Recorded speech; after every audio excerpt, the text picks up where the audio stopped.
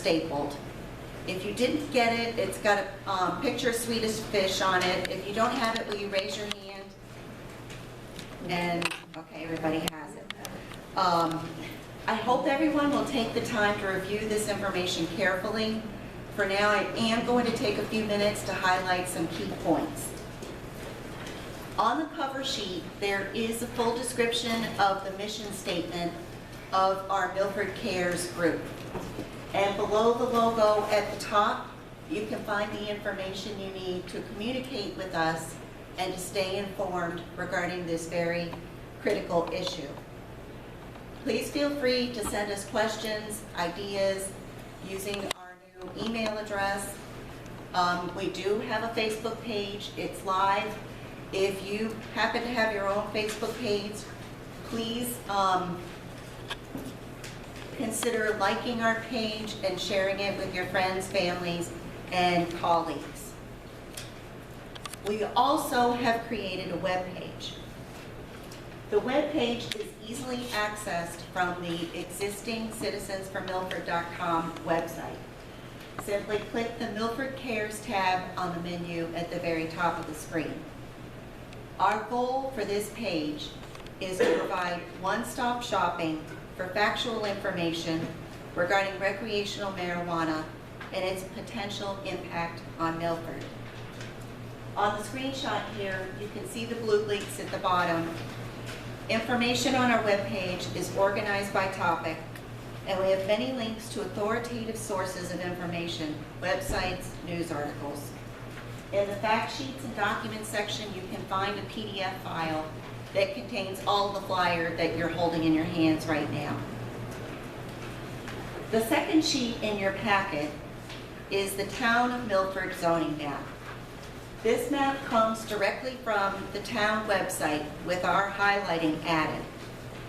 Full disclosure, because of the large and awkward size of the map, the very northernmost section of Milford is not included here. The residential areas above Whitewood and the upper Purchase Street area.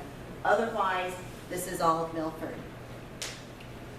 So as you all know, last month, town meeting approved a new zoning bylaw that allows recreational marijuana establishments to operate within the IB and IC industrial zones in town. The bylaw is summarized at the bottom of your sheet.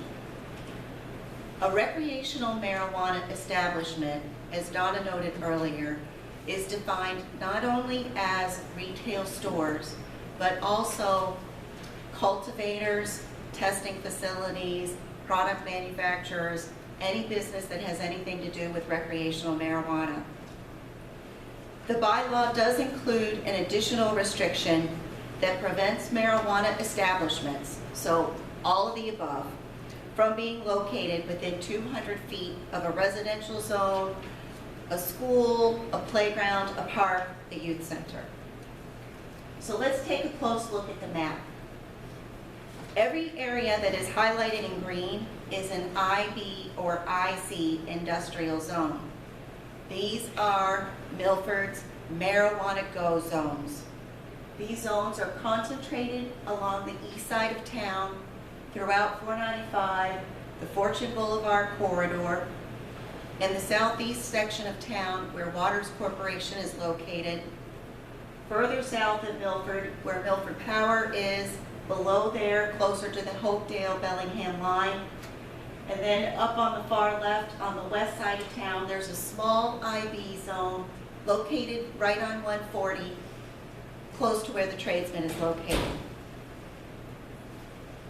One way to look at the allowed marijuana zones is to see that they are located on the outskirts of town. They are away from our downtown. They are away from our schools. However, think of it from the perspective of someone who is entering town. In almost all of the gateways into Milford, we now have a marijuana go zone. For example, going south on Route 85 from Hopkinton, past Sherwin-Williams, to Lowe's and to Wendy's. Going west on Route 16 from Holliston, all the way to Quarry Square. going west on Route 109 from Midway, past Burger King, McDonald's, the new Milford Crossing Plaza, and the Kohl's Plaza. Both are exits off 495, are marijuana go zones. And plus on the other side of town, going southeast from Hopedale and Upton on Route 40. An additional point to consider, what actions are being taken by the communities that surround Milford? Are they choosing to opt in, or are they choosing to opt out? Hopedale and Upton are currently reviewing what action to take. Both Hopkinton and Ashland have put in place moratoriums. Holliston just recently voted to ban retail pot shops. And Medway has also banned pot shops. On our webpage, you can find this interactive map, and then you can take the time to see, you can click on the different communities and see what decisions are being made in other areas of the state. What's the implication of that? I'm sorry? What's the implication of these surrounding communities on The us? implication is that if Milford were to vote no and allow pot shops to open here, it's very likely that everyone else will have voted yes to ban pot shops, and Milford may very likely become the go-to place to buy recreational marijuana.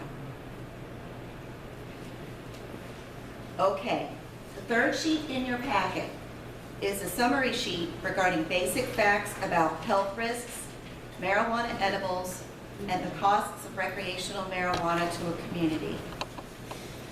Of great concern to many of us is the sale and accessibility of marijuana edibles. Donna commented in her overview earlier about the dangers these pose, particularly to young people. As responsible parents, grandparents, aunts, uncles, friends, and neighbors, we all strive to safeguard our kids from accidental ingestion of our own prescription drugs, our own cigarettes, our own bottles of beer. Yet the colorful and fanciful appearance of edible marijuana presents a unique challenge, as so many of these products